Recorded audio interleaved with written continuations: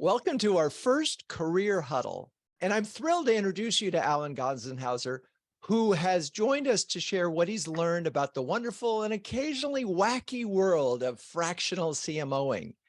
Alan founded his company Demand Revenue in early 2021 and currently serves as a fractional CMO, interim CMO, and advisor, mentor, and coach to CMOs and VPs of marketing at multiple private equity-owned health, IT, SaaS software, technology, and digital health firms. Prior to forming Demand Revenue, Alan spent 6 years at SiriusDecisions and Forrester as a CMO executive advisor and analyst, mentoring 108 CMOs to help them drive marketing excellence and cross-functional alignment. So, all right, Alan, let's dive in.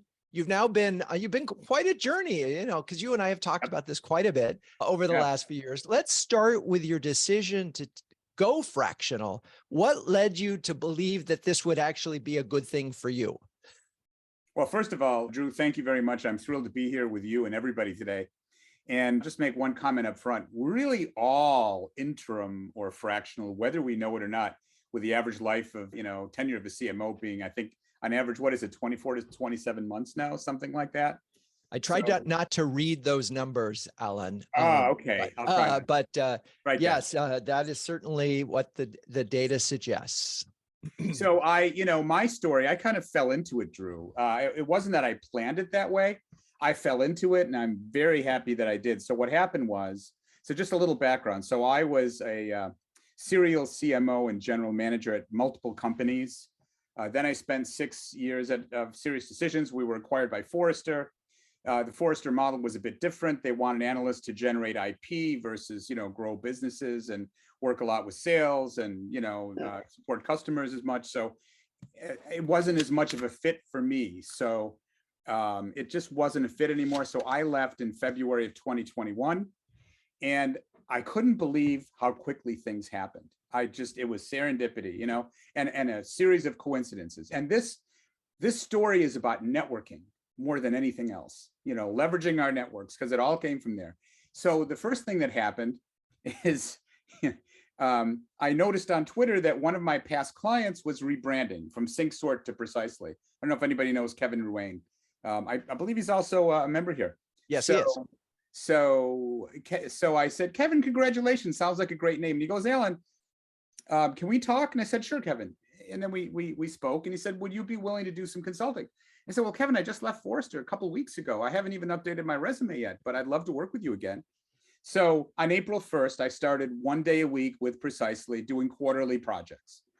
First quarter was on, getting sales and marketing on the same page with Demand. Second quarter was a product to audience transformation. Third quarter was all about customer-led growth and looking at the post-sale, pre and post-sale customer experience. That's the first thing that happened. Second thing that happened at the same time, from a totally different part of my network, someone I've been networking with for years. I don't know if anybody knows Dwight Griesman. He's a fractional as well. And there are great stories how we networked together in the past. But he goes, Alan, I know you have a lot of experience in health IT. Would you mind speaking to this company? I said, sure. And so I spoke to the investor, private equity investor, and the C-suite.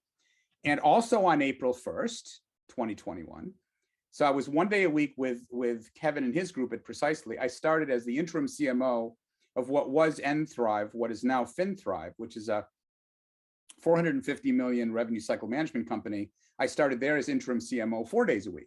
So a few weeks after I left Forrester, I was busy 5 days a week.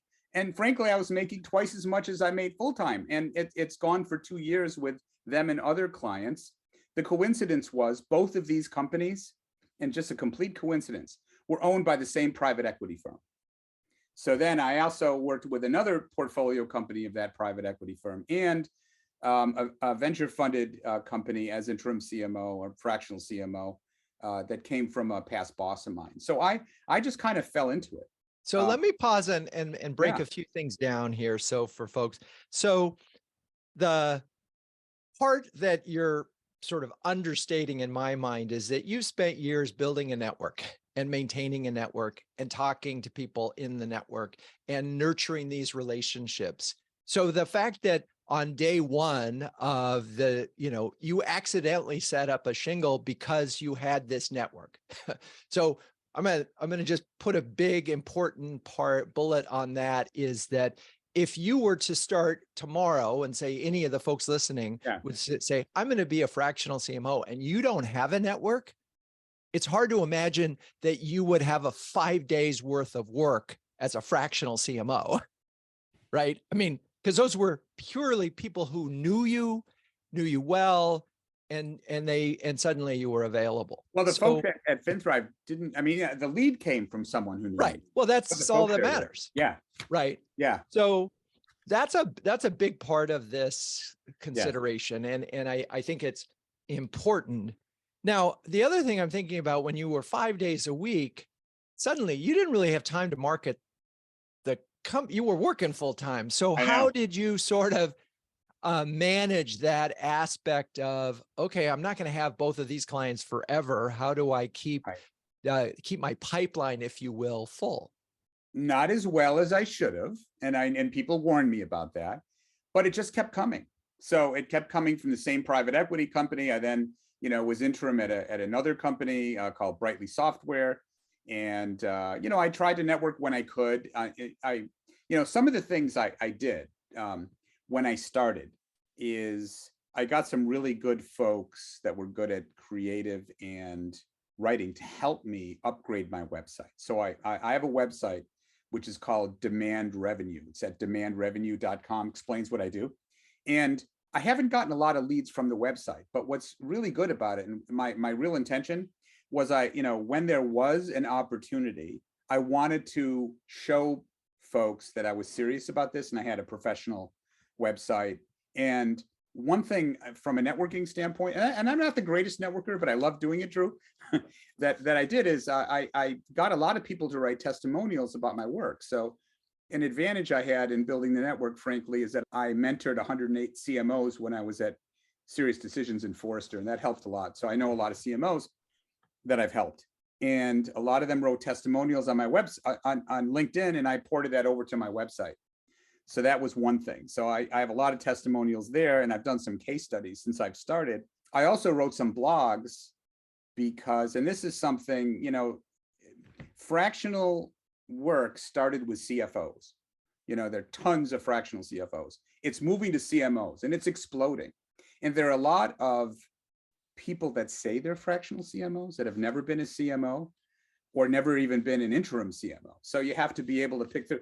So I've written some blogs that are on my website, top 8 blogs, what to look for in a fractional or interim CMO and what to look for in a CMO executive advisor, because there are a lot of people that say they are that don't have the experience. So it's really important to be able to vet through. But I'd say, updating my website, doing some blogging, having testimonials on there, and my LinkedIn profile as well, spent a lot of time there. And I set up an LLC. So personally, what I've done in my time, 3 things. So I've been an interim or fractional CMO, and I'll get to the difference in a moment that I think it is.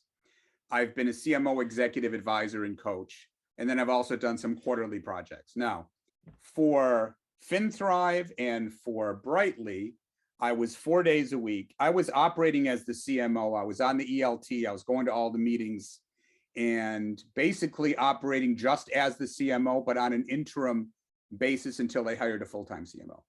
Then with FinThrive, when they hired the full-time CMO, who was a past client of mine, I stayed on for another 1.5 years, but I pivoted to be her coach and advisor. The other example where I think it was more fractional, I was a fractional CMO only 1 day a week for a venture-funded health IT company that had gone through a B round, like a 20 million round. And even though I led the marketing team, I was only 1 day a week, and that was more fractional. But in all 3 cases, it was to fill a gap between not having a CMO or the old CMO leaving and the time it takes to bring on a new full-time CMO.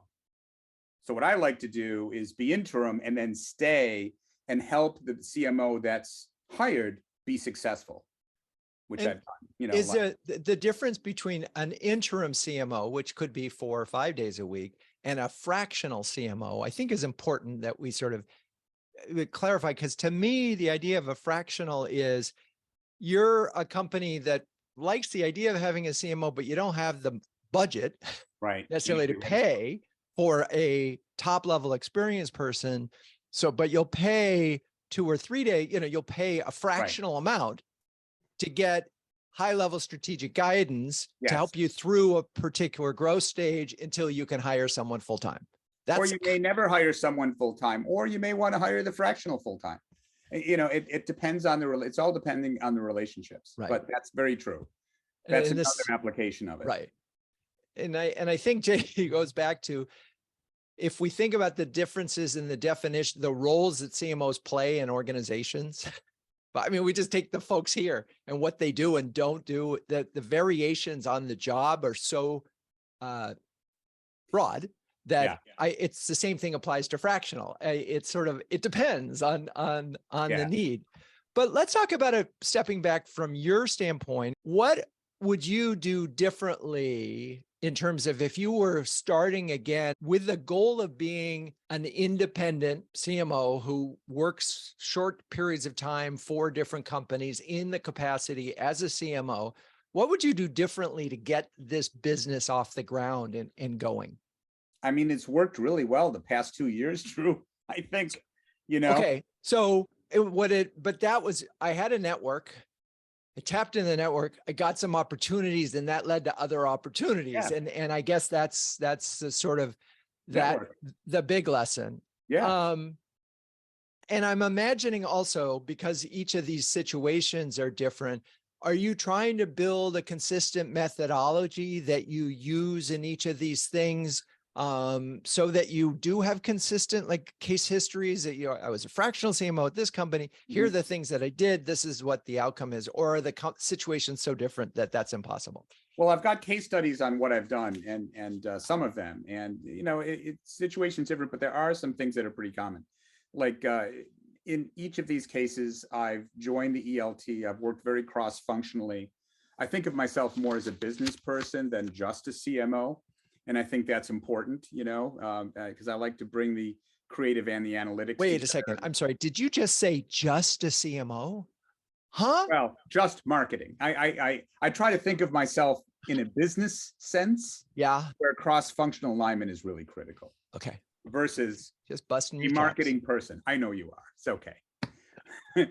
So there are some things that are common. Like when I'll start, I'll generally do an assessment of the marketing team early on, maybe in the first 4 to 6 weeks of strengths and opportunities.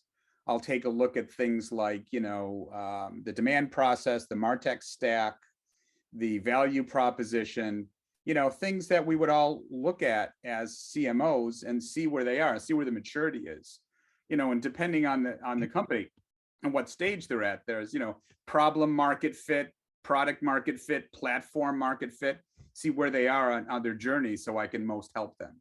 So there's generally an assessment phase at the beginning. And then I also have brought on a lot of other vendors and folks that I know where I see gaps in infrastructure that needs to be built. And because I get along really well with CFOs, I started my master's in finance. I'm really good at modeling like future, like multi-year capabilities to build, and work with CFOs and the board to get a long-term strategy approved. So those are some things I've done. In terms of putting that all into a productized, that's something I've thought about. I also know, since I was at Serious Decisions so long, I know all the CMO models and frameworks and the others that, I could do that, but I haven't had time in 2 years. Drew, this is the first break I've had in 2 years, which is kind of nice. Yeah. I'm doing a lot more networking and social media now. But it's been a great 2 years. The wonderful thing about doing this is helping companies. And when you're either interim or fractional, you can be very open with your opinions, and people listen. I mean, what can they do? Fire you? Yeah, I mean, exactly.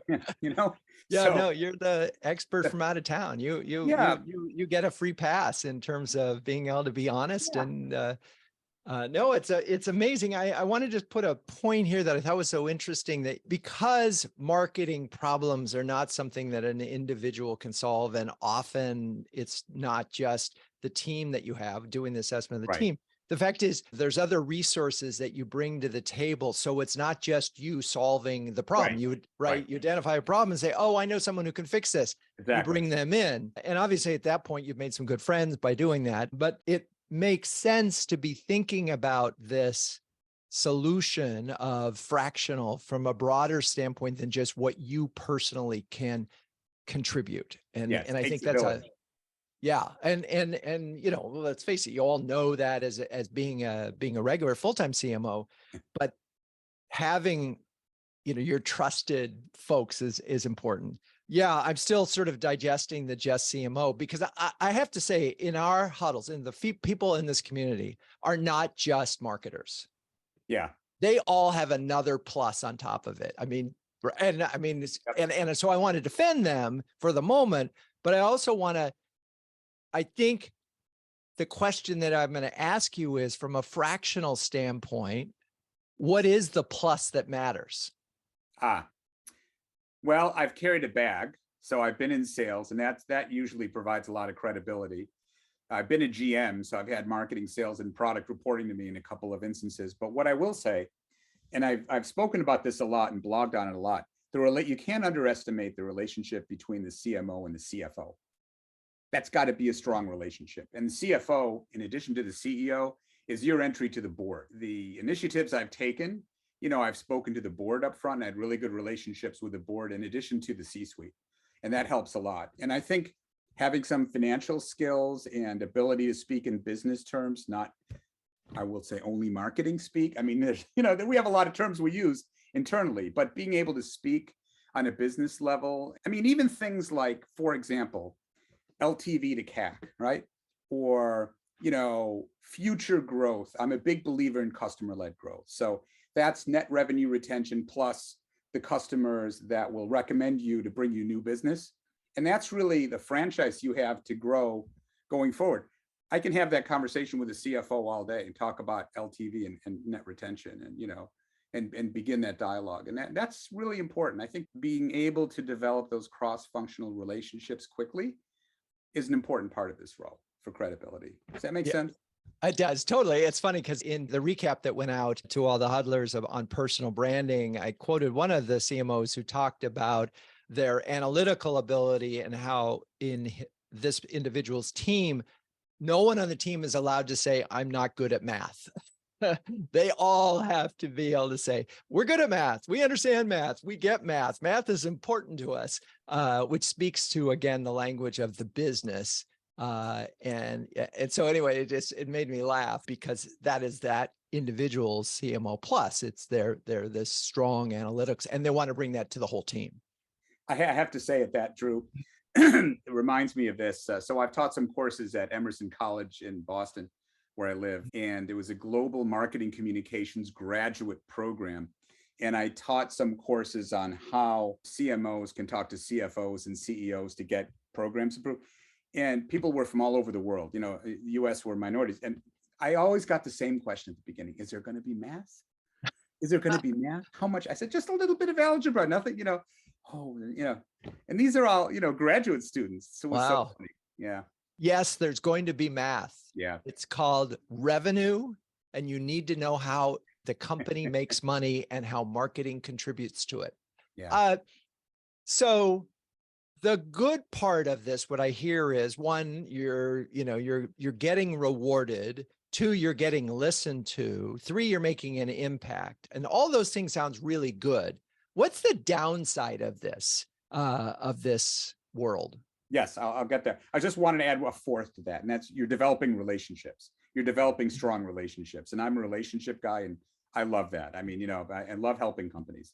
The downside is, you know, you've got ups and downs. So you know, I was very lucky. I left Forrester 2-3 weeks later. I was engaged 5 days a week. That lasted 2 years, and now I'm looking for more work, and I know what's going to happen. It's a timing thing. So I'm trying to connect with other private equity firms, and you know. But right now, I don't have anything coming in until I, you know, generate more business, which is the vagaries of having your own business. But the last 2 years have been fantastic. So I'm not worried about it. But it's, you know, and it gives me an opportunity to take a break, do more networking. I'm cutting up a video of me presenting at a conference last year. I'm doing more social media and, doing things I haven't had a chance to do in a couple of years. But that's the thing, when you have your own business, you may have ups and downs. And to your point earlier, how good a job did you do working 5 days a week, business development for the next thing? And I'd say I did a shitty job because I was very engaged in what I was doing and enjoying it. So, Well, yeah, and this is the that's point. correct. So when Fun, yeah. I talk to folks that are about to go in, approach this, I really encourage them to do 4 days a week. So they leave 1 day a week, 1 to breathe, and 2 to market. And I see you nodding your head. So moving forward, can you see yourself keeping to that and turning down that extra day so I that am. you can, yes, that, so I tell them moving now forward, I won't do any more than 4 days a week if someone right. wants me full time. So you'll give yourself that day again, just Yes. keep the business going and keeping your content out there and so forth. So I should have listened to you, Drew, at the beginning when you told me. I can't help it. I can't help it, but the good news is you were making a lot of money with that extra day a week, and that'll now, fund your business development at this point. Yeah. So it's all good. And, you got to go with what works for you. And sometimes in the moment, you make a choice. So when you think about this, the business development part is a really scary part for a lot of folks. And it's one of the reasons why people look at going to a chief outsiders, which is all fractional, everything, right? And of course, the challenge of that is that they take a pretty big percentage of it, and you still have to do a lot of your own hunting, but there's infrastructure and so forth. Let's talk. And so the people that I think are best for chief outsiders are the ones who really want to do the work, but aren't really as entrepreneurial, don't want to have to deal with the company. And so what's your take on some of those fractional organizations that really, who is it that good for? Well, I think they're great organizations. Outsiders has grown a lot. I've spoken to them a few times. Frankly, it's not a fit for me because they take half of what you make, and I already give like 38% to the IRS. So I like keeping the rest. But I love to network and I enjoy business development, even though I haven't focused on it as much as I should when I was busy. But a lot of folks may just want to do the work and may not want to do business development, or you may not have as much of a network to draw from at the beginning, to your point earlier, Drew, where a chief outsiders or some of these other fractional CMO groups, there's Chameleon, that takes a lot less. They take maybe a third instead of a half of what you make. And there are others, Drew, Brett Schlar has one called, I forget the name, but there are a bunch of these sprouting up. And if you don't have as much of a network, or you really don't want to spend a lot of time networking and business development, that may be a better fit. It wasn't for me, maybe because I got lucky at the beginning, but I enjoy networking. So there is one other aspect that I've heard and that I'm reminded just in defense of that is those folks do feel like they have resources. They have a community of people they can talk to and share, and sometimes even bring to the table as a result of the network. And there's a methodology that all of the folks at Chief Outsider use. So, and there's some other resources. So again, you get that with CMO huddles, can't you? Yes, you can. Yes, you can. And you're not paying me for that, but no, thank you. But there are a lot of, there's CMO huddles, there's CMO coffee talk on Fridays, there's Pavilion, there's a lot of other resources where you can get that and you can get a network, I think, today. That's changing a lot. The world's changing. The world is changing and we huddle on. So as we sort of wrap up at least this first part of it, I think we've covered the benefits. I think we've covered some of the challenges. When you do these engagements, first of all, how long is a typical one as a fractional? Well, 2 of them have been 6 months. And then one was like almost 2 years. And the one that was almost 2 years, and it was actually written up in the press and there's a video on it, that was FinThrive. I was interim for 6 months. Right. And then new CEO came in that I knew, and the new CMO that was hired was a past client of mine. So I stayed on and I was her mentor and advisor for another 14 months. And then I started advising the chief customer officer to implement NPS 3.0 and some of those things. So that continued. So I've always had like a 3-month minimum, and it's always been renewed. So I've always done at least 6 months. So let's talk about that. Let's talk about, how do you charge? I mean, you set up Okay. a 3-month program. How do you work that? Okay. I have a simple mind. I like to keep things simple. So I don't work on an hourly basis. I only work on a retainer basis. I have a 3-month minimum, try to make that 6 months. And the way, I've got two charging models. So if it's a company where I'm fractional or interim, it's based on how many days per week I work. So if I work 1 day a week, that's 4 to 5 days a month, and I charge a certain amount per month. Since I have a quarter minimum, I'll talk to the CEO up front and say, please talk to the CFO. The way I work is I get paid by the middle of the month where I work, or latest at the end. And since it's a 3-month minimum for signing up for 3 months, if you need an invoice, I'll give you 3 invoices now for those 3 months. Expect to be paid by around the middle.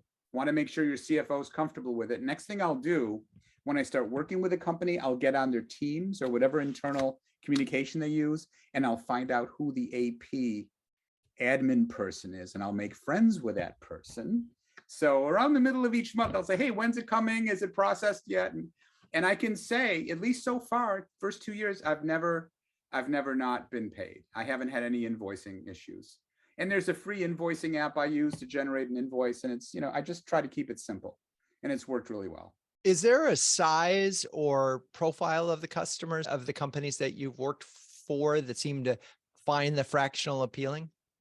Well, the 3 private equity portfolio companies I've worked with precisely is 900 million. FinThrive is now about 450 million after doing a couple of acquisitions.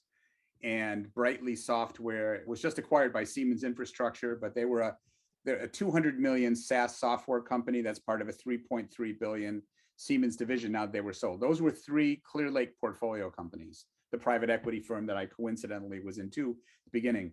I also worked I was fractional for a company called Linus Health. That was a digital health company in the Alzheimer's space. And they were less than $1 million, but they had a 20 million funding. This one came from an old boss of mine who was an advisor to their portfolio, to the VC firm. And they, that was the one that was 1 day a week. And, so that was a smaller company. So I've worked both with venture emerging company and larger companies, but generally with private equity, it's larger, it's mid-volume firms getting to the next level. That makes sense. One of the interesting things about this, and we're going to wrap up, but you can spend time because you're interim and you can focus on, as you said, strategy and people development, and you can do that. And sometimes even help them if they know they have a problem child, you probably can help there.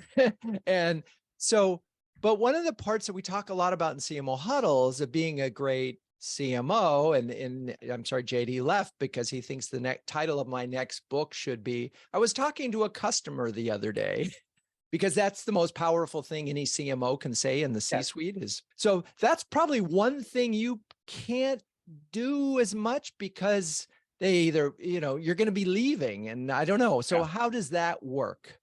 I like to try to talk to some customers up front, but it doesn't always work out that way to be timing. But I've initiated some research projects too with vendors where they'll poll customers. And that's a good point, Drew, because I love working with customers, but it's hard when you're not right. It's internal. Just something, so it's part of it. You're going to have to give that up. And that's cool. And I think that's part of the thing you need to know. Also, if you're doing this, you may not be able to be on the customer advisory board or set, those, you're going to have to get that some other place. So interesting. All right. So let's wrap this up with, if you're thinking about being a fractional CMO, 2 do's and 1 don't. Leverage your network. Our biggest limitations are here. So stay confident. I've said this many times. My favorite quote is from Winston Churchill. The definition of success is moving from failure to failure with no loss of enthusiasm. So our biggest limitations in our own head. So those are 2 do's. 1 don't. I don't know how to say this, but even though you're interim or fractional, you become part of them for the time you're there. So don't discount, even if you're not going to be there forever, do not discount the value of developing relationships, because we never know how we can help each other, whether it's there or somewhere else. or whether Right. they need you again. That's really critical. Got it. All right. Well, Alan, thank you for joining us today. It was really a really insight-rich conversation. Hopefully, all of you got some good feedback here and some food for thought. I mean, number one, as you said, build that network, and Yes. and of course, we're here to help you do that at CMO Huddles. All right, Alan, thank you. Thank you Thanks, Joe. all.